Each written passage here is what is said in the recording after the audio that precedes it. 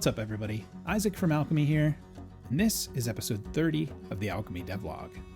In this episode, we're going to look at rotating tokens. At long last, you can rotate tokens. It's cool. We've also got the in-game search available for players. GMs, don't worry, you can disable that if you'd like. We have some new updates to the theme, and a bunch of updates for Tales from the Loop, which we just launched on the marketplace.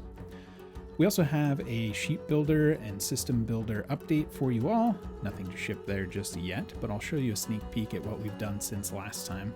And of course, I'll take some time to talk about what's coming up next and answer some questions from you all. Let's dive in.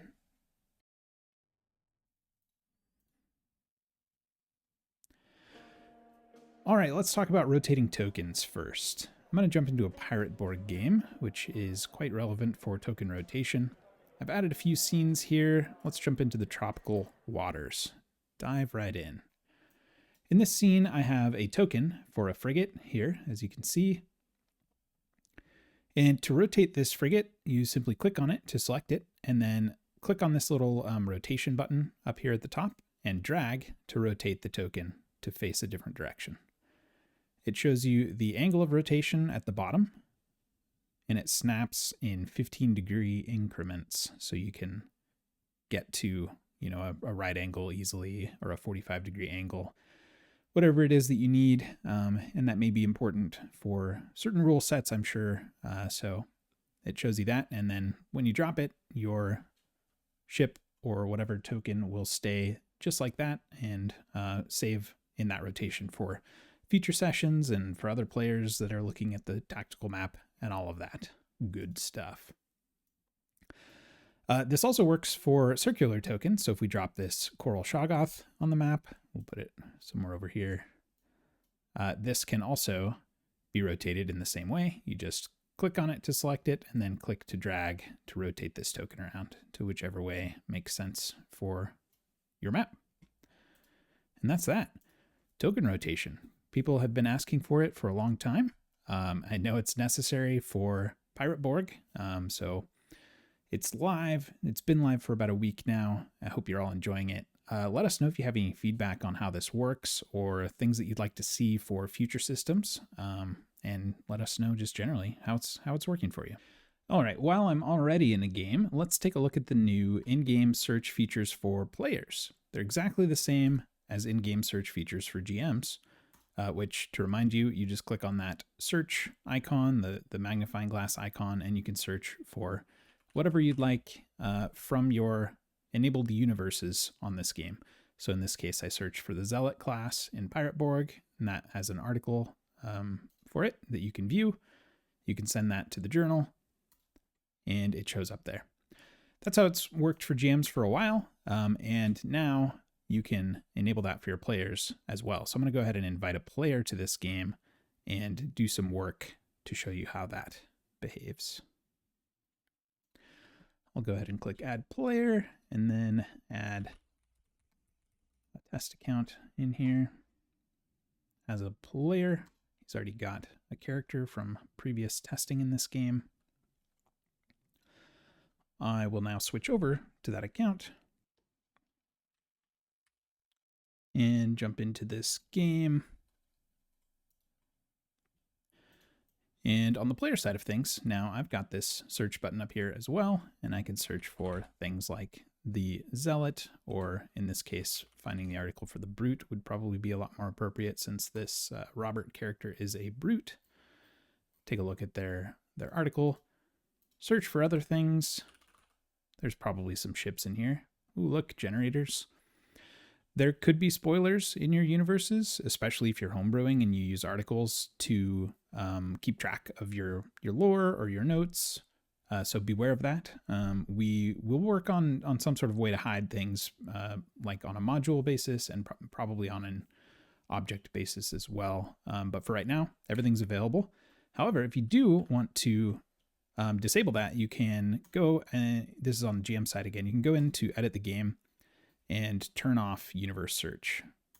Just flip that switch off, save your game, and then back over on the player side. That search button is no longer available and you can't access search anymore. So if you prefer not letting your players search for things, just turn that off. It is on by default, so keep that in mind.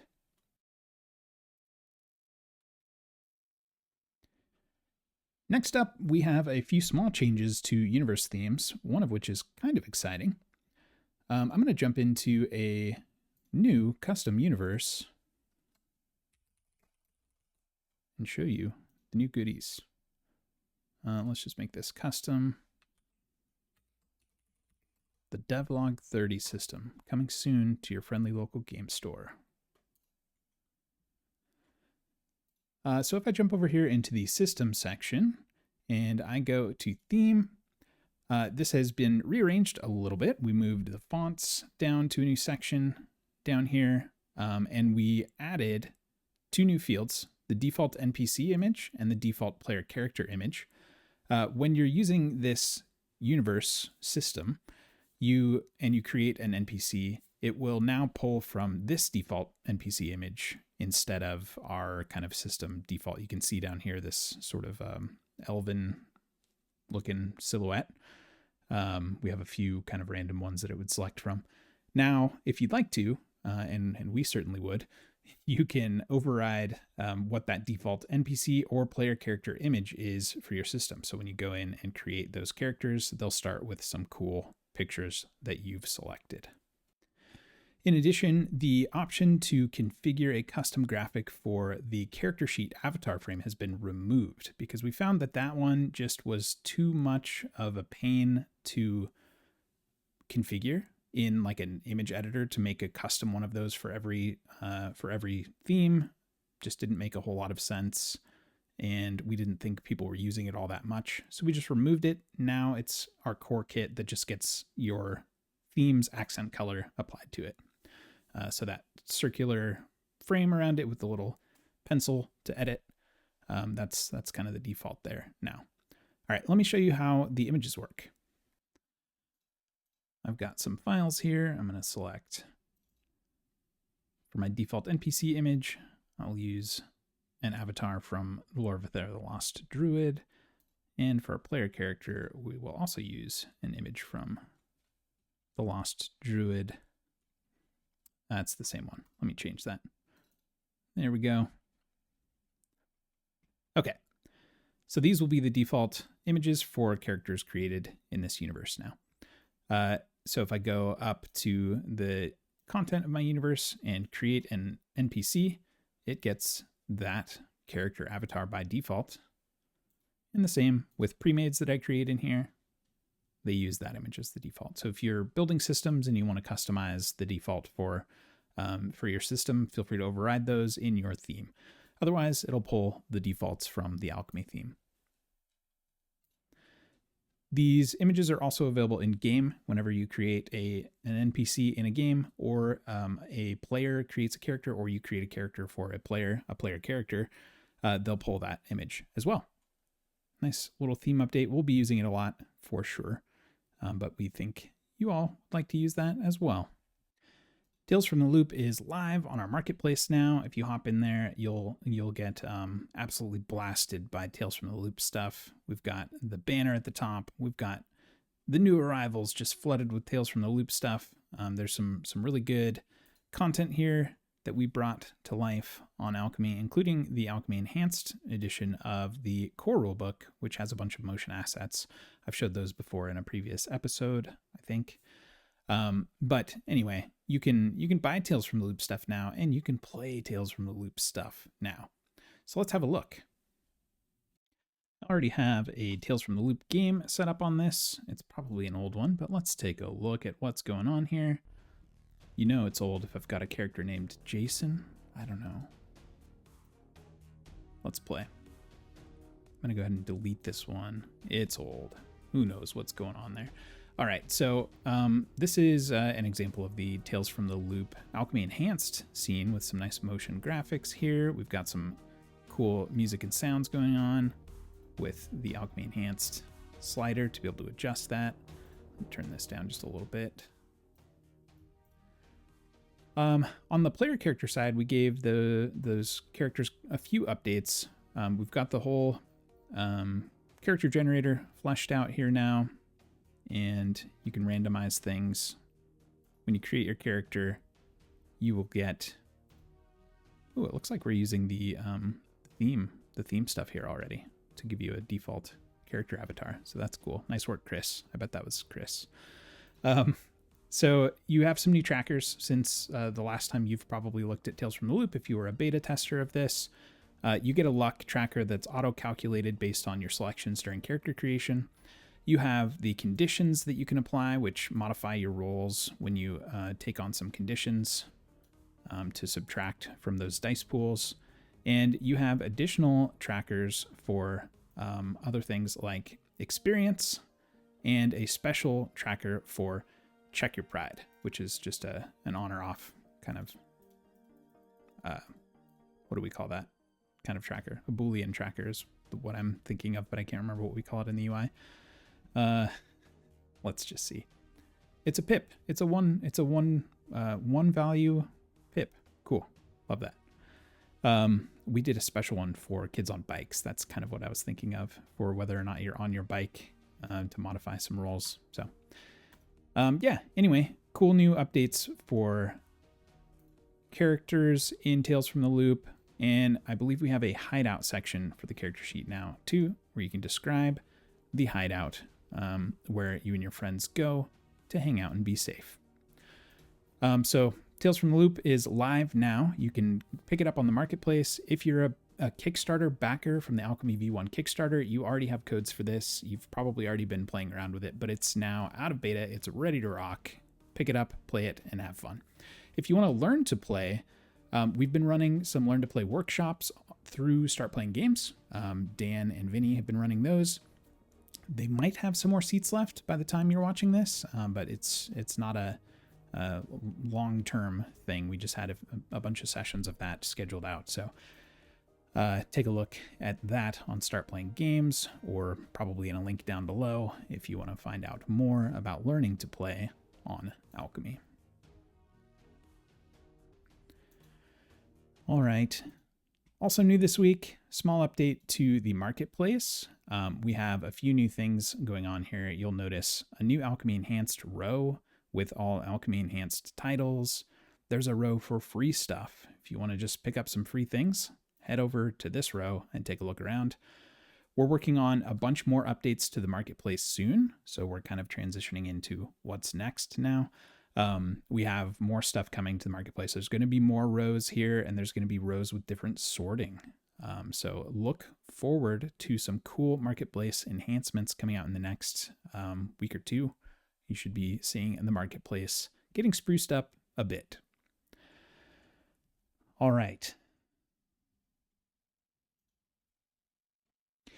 Before we dive in fully into what's coming up next, let's take a look at what Sheet Builder looks like this week in this episode.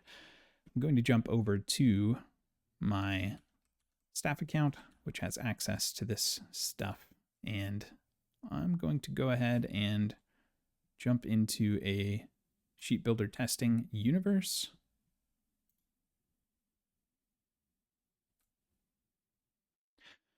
Okay, I'm back. I just disappeared for a second.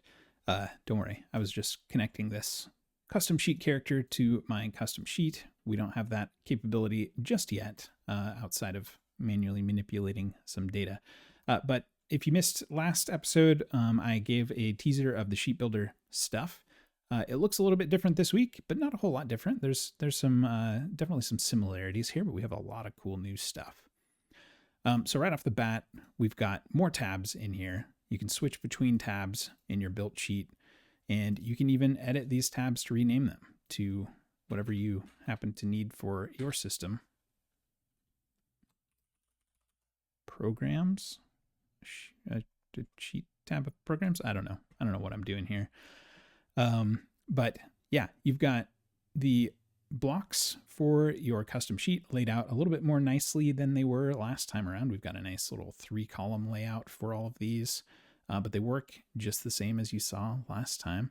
You can move headings in, configure them in the sidebar now instead of the popovers. About me. Everybody needs an about me block. Throw in a text area.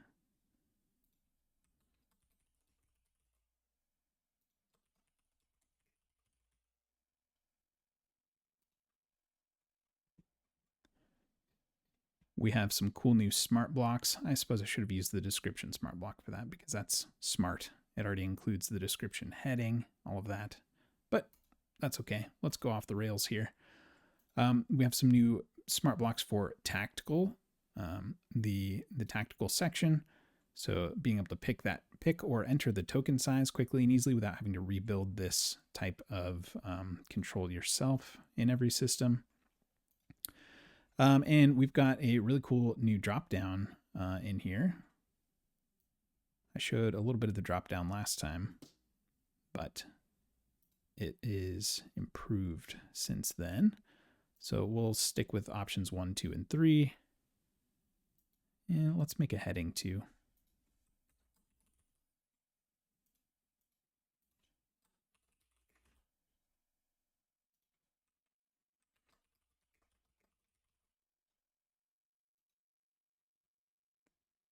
Okay.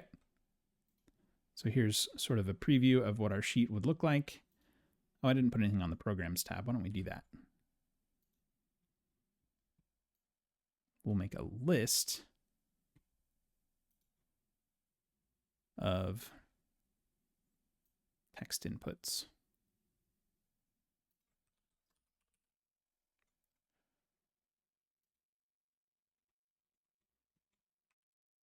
All right. Now we have our wild little sheet that I threw together here, and let's jump back to our content and open that pre-made character sheet and take a look. So now when I edit this pre-made, I've got everything from the sheet that I had defined, and I can describe myself. Here's the new drop down. This works a little bit differently than our drop downs everywhere else in the app. However, we'll be moving most of the drop downs in the app to this new style in the near future. You've got, you can click anywhere in this to pick your option, and custom works a little bit differently. A little bit more intuitively than it does now. It actually replaces stuff in the drop down.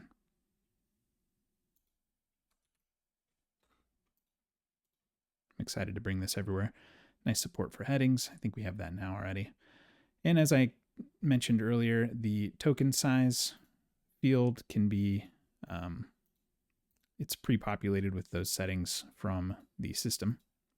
So you've got that. And then on the Programs tab, you can add or remove items. We need to work on the styles for this a little bit. We'll get there. But you can have apps on your programs list.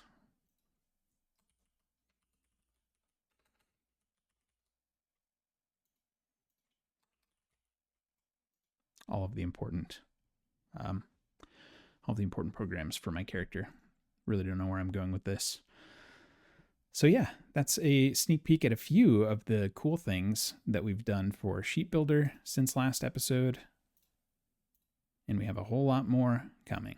We're working on the ability to build out attributes and skills as smart blocks.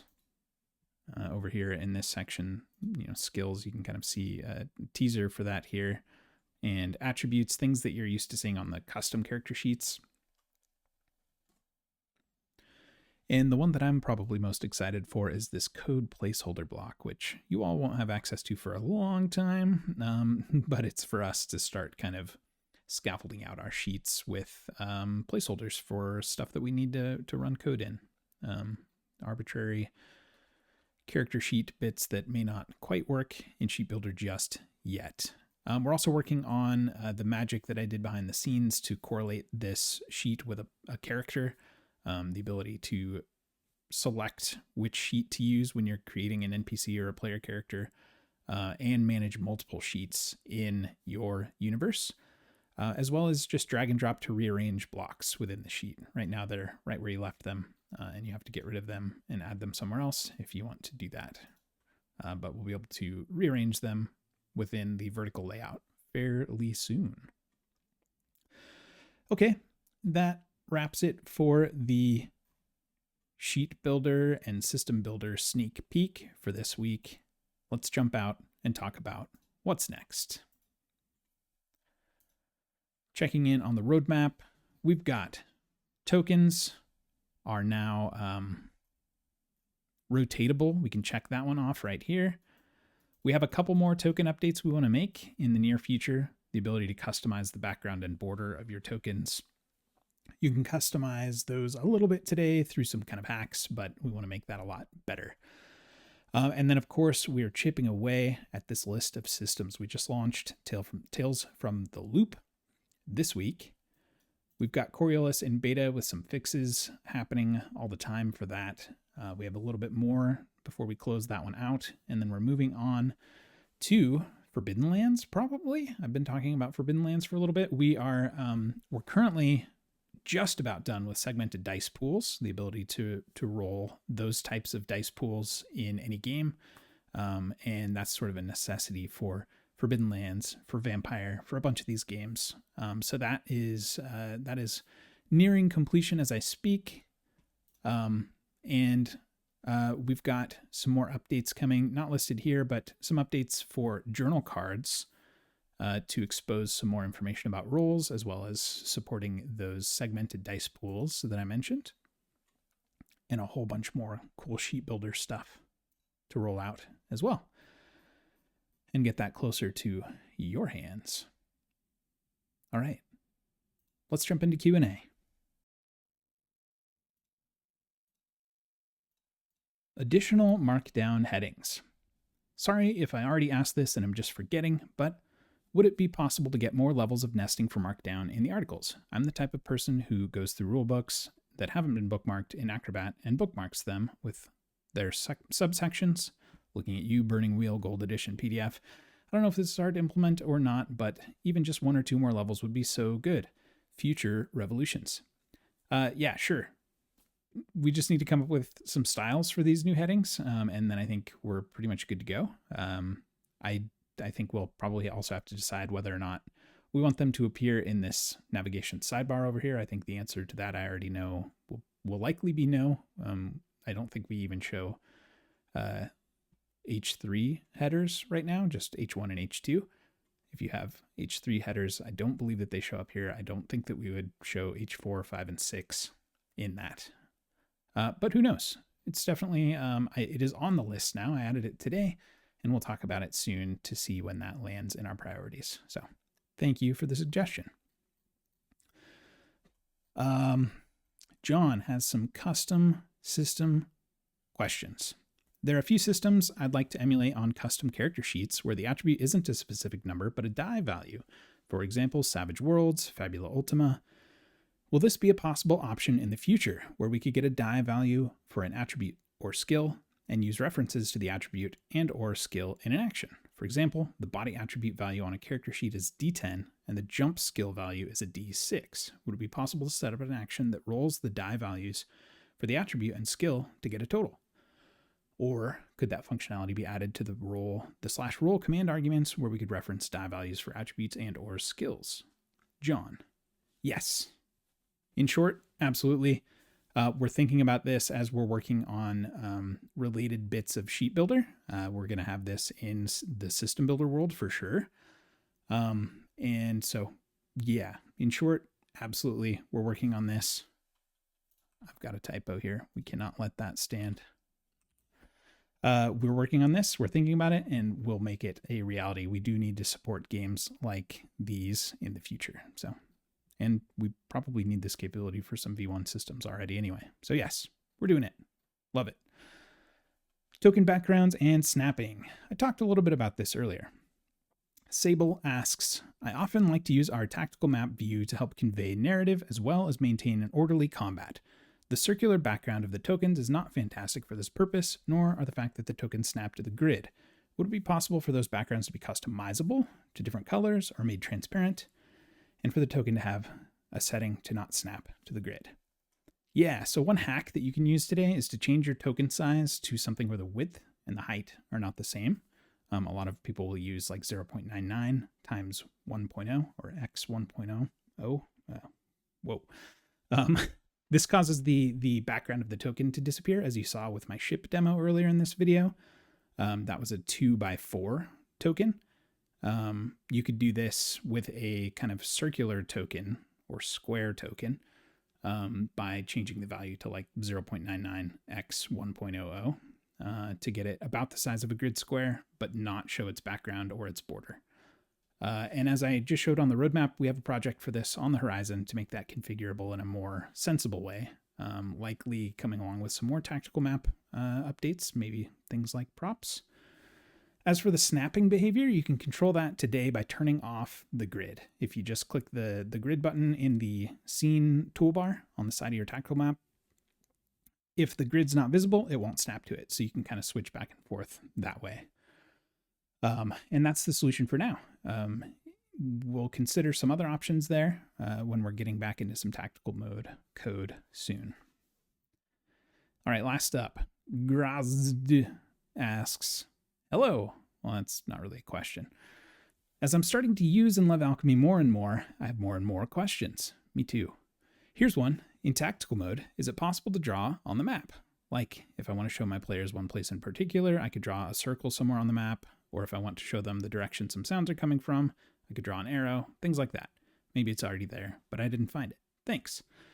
Yeah, so not yet. Can't draw on the map just yet. It's definitely a highly requested feature. It's one that is on our list and we're thinking about for the near future, but we have a mountain of other priorities before we get to that. I will say that you can ping the map today just by clicking and holding, and that'll do a little boop ping on the map with a sound, so you can kind of draw people's attention to a certain part of the map that way. But as for drawing and just kind of doing random drawing on the map, not supported yet, but it's definitely on our list.